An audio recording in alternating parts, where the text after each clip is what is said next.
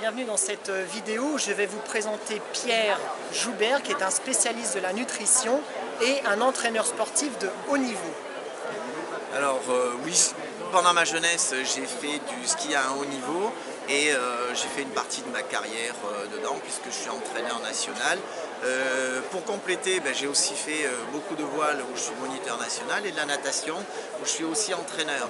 Donc j'ai compensé certaines études universitaires que je n'ai pas faites par des approches sur le haut niveau et ça m'a conduit directement à constater que l'alimentation faisait partie de l'entraînement et bien entendu j'ai fait des études de naturopathie spécialiste en nutrithérapie.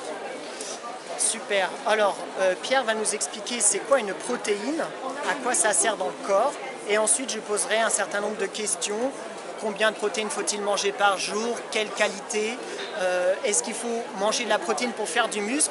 Pierre nous répondra à ces questions et nous présentera également deux de ses fameux produits puisqu'il a des produits d'exception.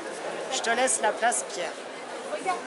Alors, une protéine, il faut s'imaginer que c'est pas qu'un bloc de viande.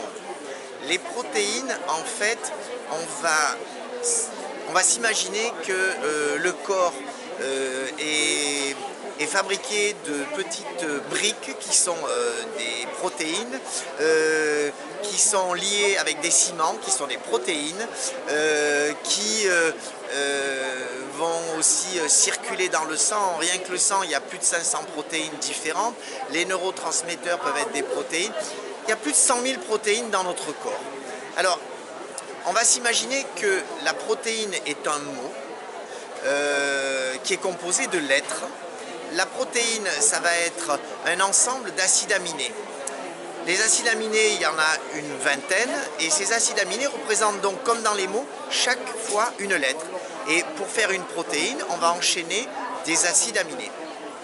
Alors pour définir exactement comment ces protéines sont utilisées, il faut savoir que la dentine, par exemple, est structurelle, la fibre osseuse est structurelle, elles sont composées notamment de collagène. Les collagènes sont des protéines, mais il y a des collagènes pour les dents, il y a des collagènes pour le cartilage, il y a des collagènes pour la masse osseuse, il y a des collagènes au niveau de la peau. Tout ça sont des protéines qui ont des rôles différents. Des collagènes parce qu'on retrouve des séquences d'acides aminés qui sont identiques, mais il y a des petites variations comme dans certains mots où on rajoute des radicaux, où on peut transformer un nom en verbe, etc. Et son activité sera différente. Alors, la protéine est un collier, on pourrait dire, d'acides aminés, mais ce qu'il faut savoir, c'est que ce collier n'est pas tendu, c'est un collier qui est replié sur lui-même, et la protéine est active qu'à partir du moment où elle a une forme particulière, donc sa composition est très importante et sa forme est très importante. Ces protéines sont des molécules. Il peut y avoir des micro-protéines, des peptides, et puis il peut y avoir des macroprotéines qui peuvent avoir jusqu'à 4-5 000 acides aminés différents, voire même des protéines qui se lient les unes aux autres et qui ont on pourrait dire une dizaine de milliers d'acides aminés différents. Et pour ça, eh bien, si on le compare à des lettres, lorsque vous mangez, vous allez accumuler des acides aminés. Ces acides aminés, il va falloir qu'ils soient découpés par la digestion et ensuite, ça va passer dans la circulation et les cellules vont les utiliser pour fabriquer leurs propres protéines qui seront métaboliques, qui seront structurelles, qui auront différents rôles. Alors, une petite image pour savoir ce qu'est une protéine. Lorsque vous manquez d'un acide aminé, c'est comme si vous manquiez d'une lettre. Et il faut par exemple que pour un mot veuille dire quelque chose, que l'enchaînement des lettres se fasse d'une façon logique. Donc je vais prendre un exemple qui sera insuline. Donc pour insuline, si vous changez une lettre, simplement vous enlevez le S et à ce moment-là vous aurez inuline. Et entre insuline et inuline, ça ne veut absolument pas dire la même chose. Pourtant il manque qu'une seule lettre. Et puis si on modifie une autre lettre par exemple, on aura inutile. Ben oui, à ce moment-là, la protéine devient inutile, peut devenir dangereuse. Donc simplement sur la modification d'un acide aminé, eh bien, on a quelque chose qui est complètement différent.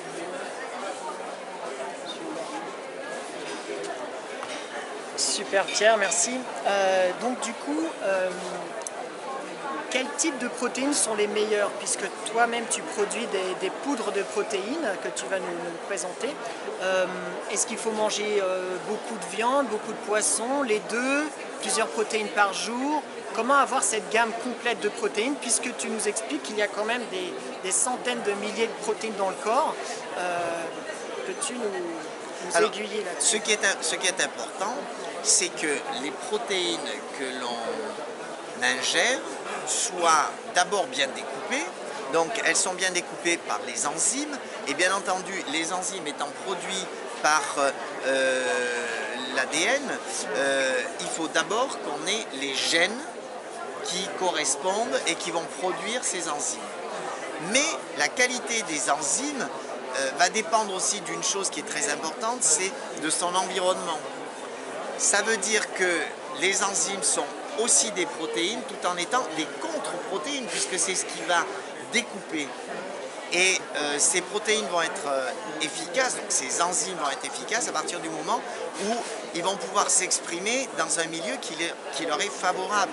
Ça veut dire que lorsque dans un environnement vous avez des pesticides, vous avez des métaux lourds, vous avez des médicaments, l'enzyme ne va pas pouvoir ou mal s'exprimer et à ce moment-là, la découpe de la protéine que vous aurez ingérée ne va pas fournir le nombre d'acides aminés, donc le nombre de lettres dont le corps a besoin après être passé dans la circulation et donc les cellules ne vont pas disposer des acides aminés dont il a besoin ou formeront des protéines qui sont mal lues ou mal interprétées. Alors juste un petit exemple qui va être amusant. Vous n'êtes pas exactement en résonance avec le produit que vous allez ingérer. Ça veut dire que vous n'allez pas comprendre ce que ce produit veut dire, vous aurez du mal à le détruire ou votre corps va l'interpréter différemment. Alors quelque chose qui est amusant, pour les gens qui ne comprennent pas l'italien par exemple, il y a une phrase qui dit non posso sciare perché sono costipato. Vous avez compris quelque chose et vous allez l'interpréter d'une certaine façon. Eh bien, il faut savoir qu'en italien, ça veut dire je ne peux pas aller skier parce que je suis enrhumé. Donc c'est considéré comme un faux ami. C'est exactement ce qui se passe avec les perturbateurs endocriniens. C'est-à-dire que le corps a un message qu'il imagine être le bon et qui va être interprété d'une certaine façon, alors que le message est complètement différent. Ouais. C'est rigolo, c'est rigolo. D'où l'importance de manger des produits naturels, non trafiqués par des molécules chimiques qui perturbent en fait notre corps. Et qui perturbent la digestion. Et la digestion, il faut penser que dans l'intestin, c'est dans l'intestin que va tout se passer.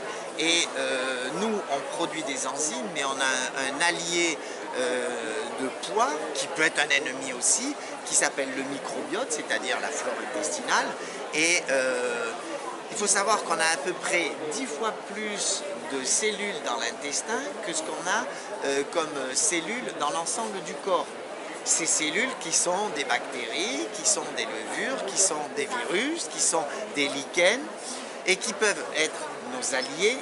D'ailleurs, c'est toujours nos alliés. Ils sont toujours nos alliés, même quand ils sont pathogènes. C'est l'excès de cette flore qui devient pathogène parce que le corps n'arrive pas à les dominer. Mais d'un autre côté, d'avoir des bactéries, des virus qui sont pathogènes, eh bien, ça permet de stimuler le système immunitaire et de garder une immunité en bon état pour, lorsqu'il y a des grosses attaques, eh bien, avoir une réponse rapide.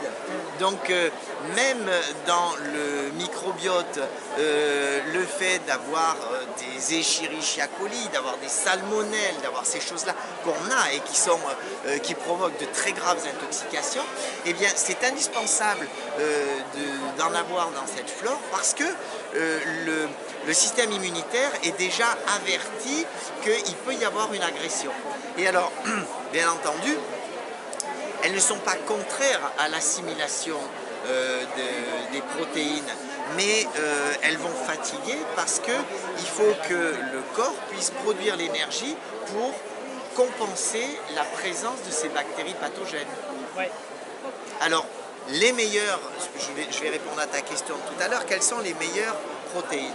Les meilleures protéines sont les protéines qui vont être les plus variées pour amener le nombre de lettres suffisant pour que le corps derrière puisse fabriquer tous les mots dont il a besoin.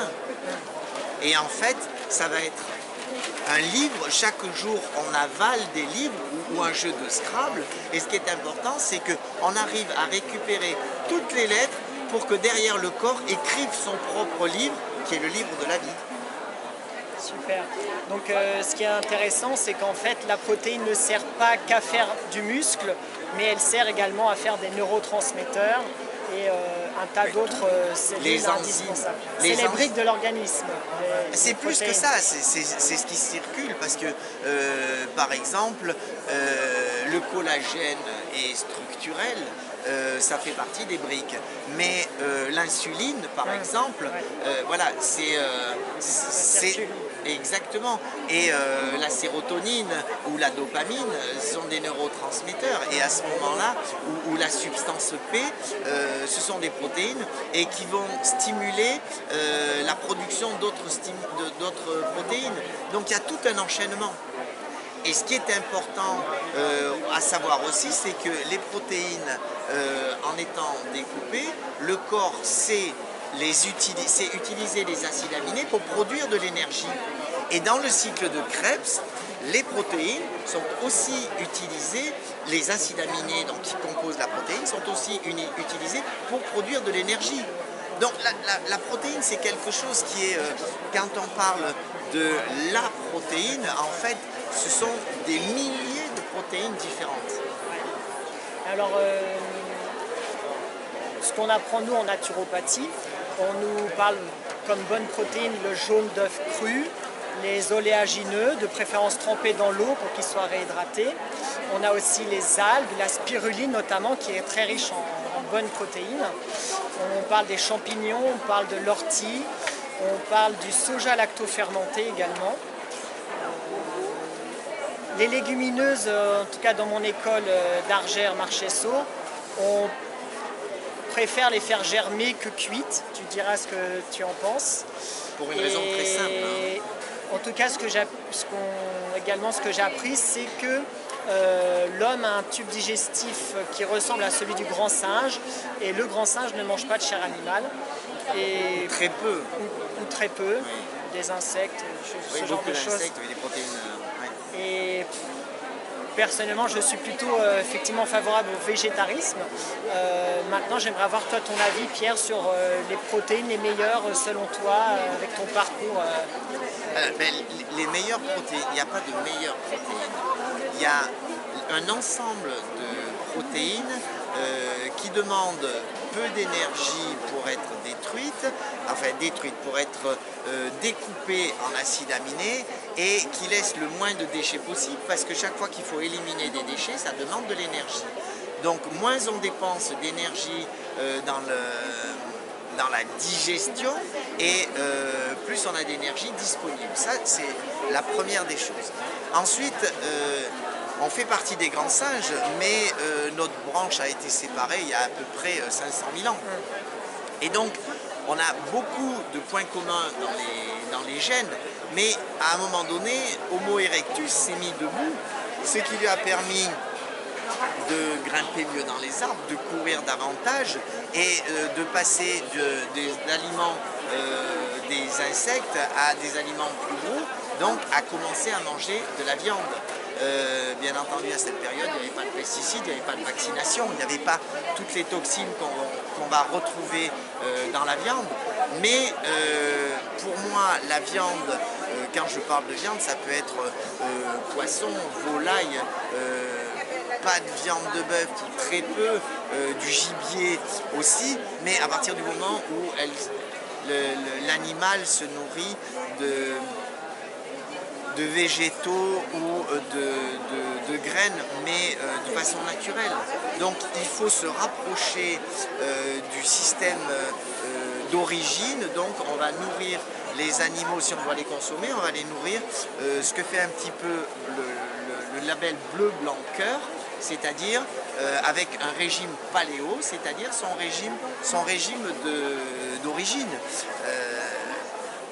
Et moi, personnellement, je suis sur une alimentation très proche du régime paléo, parce que ce qui est important, c'est la protéine, les graisses, que ce soit d'origine végétale ou animale, mais peu de viande parce qu'il y a des purines, parce qu'il y a plein de choses qu'il faut éliminer. Notre corps est obligé d'abord de filtrer certains produits, donc ça demande beaucoup d'énergie. Mais pour moi, on a quand même besoin de protéines animales, et surtout ce qu'il y a, c'est qu'on a besoin d'une grande variété de protéines, de façon à avoir journellement le nombre de lettres suffisantes et indispensables pour créer les protéines derrière et pour que nos cellules écrivent notre livre de la vie. D'accord. Voilà. Alors, tu proposes de la spiruline. Est-ce que tu peux nous en dire un mot? L'avantage de la protéine de la spiruline, c'est qu'il y en a 65%. Ce qui veut dire que grosso modo, lorsque vous prenez 5 grammes de spiruline, c'est-à-dire l'équivalent d'une cuillère à soupe, vous avez autant de protéines biodisponibles que dans 100 grammes de viande. Et de quasiment aussi bonne qualité. Je veux dire par là que la diversité des acides aminés permet de couvrir la quasi-totalité des protéines qui sont nécessaires. Je l'associe aussi à d'autres produits. Tu as peut-être d'autres produits, oui, qui est voilà, qui est un ensemble, c'est un ensemble de graines très riches en protéines, notamment parce qu'il y a de la farine de chanvre, il y a de la farine de lupin, et pourquoi associer différentes graines parce que les protéines étant très différentes, eh bien, il faut amener le nombre suffisant de lettres, donc d'acides aminés, pour ne jamais manquer d'un acide aminé particulier, de façon à ce que toutes les protéines peuvent être constituées lorsque le corps a besoin de les constituer. Et ne manger que certaines protéines, s'il manque un acide aminé, mais on va être en carence. Et ces carences ont des conséquences terribles dans l'alimentation. Et lorsque tu parlais de graines germées ou trempées, c'est important parce que on dissout certains produits qui sont présents pour conserver la graine, puisque la graine est un produit vivant. Mais par contre, quand il va commencer à devenir la plante, les protéines qui sont la réserve la plus facile à faire et la plus concentrée se transformeront petit à petit en sucre, et donc les protéines vont devenir des glycoprotéines, puis après différents sucres. Et c'est vrai qu'il est important de faire tremper les différentes graines parce qu'elles sont plus digestes. D'accord. Et au niveau des légumineuses, alors la légumineuse cuite, la légumineuse germée, que penses-tu de ces deux modes de consommation? Alors, pour moi, c'est beaucoup trop sucré. C'est-à-dire que dès qu'on trouve de l'amidon, c'est du sucre. Et l'amidon, il ne faut pas oublier une chose, c'est que une molécule d'amidon égale 2 molécules de glucose. Et le régime actuel, c'est un régime dans lequel il y a énormément de sucre, d'amidon, on s'est habitué à ça. Les farines c'est pareil, c'est quasiment que du sucre. Et puis il y a quelque chose qu'on oublie, c'est l'importance des oméga 3 qui sont des graisses absolument indispensables. Et à l'heure actuelle, on a à peu près un oméga 3 pour 30 oméga 6 dans un régime paléo qui est fait sur un régime carné, poisson et surtout légumes, graines et autres. On arrive à avoir à peu près un oméga 3 pour un oméga 6. Les paléos, c'était un oméga 3 pour un oméga 6. Les oméga 6, il faut aller se reporter sur la dégradation de ces graisses et de la cascade arachidonique. Et sur Internet, à ce moment-là, on voit quel est le danger de la cascade arachidonique avec ses qualités, enfin ses défauts pro-inflammatoires et tout ce qui va avec, et le blocage de l'assimilation des protéines. Et là, on arrive à rajouter quelque chose qui est nuisible à la santé par excès d'oméga 6 et carence en oméga 3. Donc il y a plein de choses autour de la protéine. Oui, j'entends ça. Alors Robert Masson, dimanche, puisqu'on est au Salon Marjolaine de novembre 2015, disait que les protéines, les acides aminés ne sont assimilés qu'à hauteur, qu'au prorata de l'acide aminé le moins présent. Moi, j'ai pas ce type d'études. C'est tout à fait possible. Moi, je pense qu'à partir du moment où l'enzyme est efficace, la protéine va être découpée et puis le corps va aller se servir.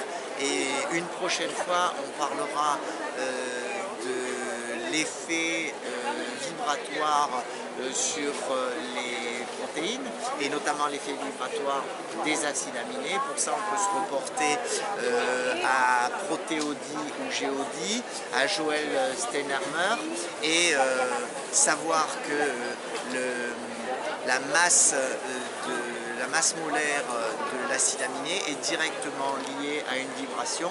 Mais ça, je pense que ça va faire le sujet d'une prochaine interview. Absolument, absolument. Pour finir, quelqu'un qui aimerait prendre du poids musculairement, qu'est-ce que tu lui indiquerais?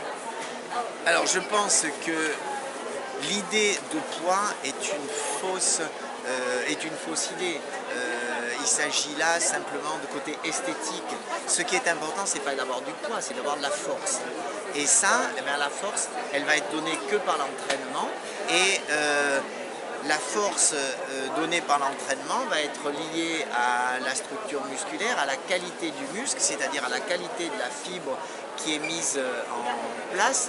Et l'effort doit être lié à une alimentation qui est sobre quand même, parce qu'on mange beaucoup trop et surtout on mange trop sucré et peut-être pas assez gras. Et ça fait partie des choses qui sont très importantes. Quand on dit qu'il faut pas manger salé, sucré et gras, je suis d'accord pour le sel et le sucre, mais je ne suis pas du tout d'accord sur la graisse. Mis à part des graisses cuites et trop cuites, la graisse est absolument indispensable à la vie. Les oméga 3, les oméga 5, les oméga 6, les oméga 7, qui sont des graisses assez particulières. L'oméga 6 en trop grande quantité est inflammatoire, mais pareil pour les oméga 3. Ce qui est important, ce sont certaines proportions. Et quand on manque, eh bien, il y a des déséquilibres, il y a des carences et les excès en tout ne sont pas bons pour la santé. Je préconise, je suis un peu particulier, mais je préconise ce qu'on appelle le régime paléo, parce que je pense qu'il faut absolument supprimer les excès de sucre et les hydrates de carbone, parce que ça stimule de trop grosse production d'insuline et qu'on peut devenir résistant à sa propre insuline, c'est-à-dire fournir des grandes quantités d'insuline qui sont d'abord très fatigantes et très gourmandes en énergie, qui bloquent beaucoup d'acides aminés et qui vont petit à petit rendre la personne, on pourra dire, diabétique. Merci Pierre pour toutes ces informations. Si tu veux bien, on va tout de suite passer notre vidéo où tu vas nous présenter ta gamme de produits et puis on se retrouve pour une prochaine interview. D'accord. Mais mes produits, la plupart sont très riches en protéines végétales, mais d'une grande diversité, parce qu'on a besoin de différents acides aminés qu'on peut ne pas trouver, par exemple, dans la poudre de noix qui a 40% de protéines, ou en quantité insuffisante dans la spiruline, bien qu'elle ait 65% de protéines, et qu'on ne trouvera pas dans le chanvre, etc. La graine de chanvre est quelque chose de très intéressant, l'ortie c'est très intéressant, il y a énormément de protéines différentes dans les plantes, mais ce qu'il faut, c'est avoir une diversité de façon à ce que cette protéine apporte le nombre d'acides aminés nécessaires pour fabriquer les protéines derrière. On ne mange pas pour manger, on mange pour survivre et surtout pour survivre dans de bonnes conditions. Donc il est important de ne pas avoir de carence et notamment pas de carence dans les acides aminés, donc dans les protéines. Manger diverses protéines et pas en grande quantité parce que ce n'est pas nécessaire. Merci Pierre, merci à vous. N'hésitez pas à laisser des commentaires en bas de la vidéo et nous nous retrouvons très vite pour de prochaines aventures. Merci. Merci.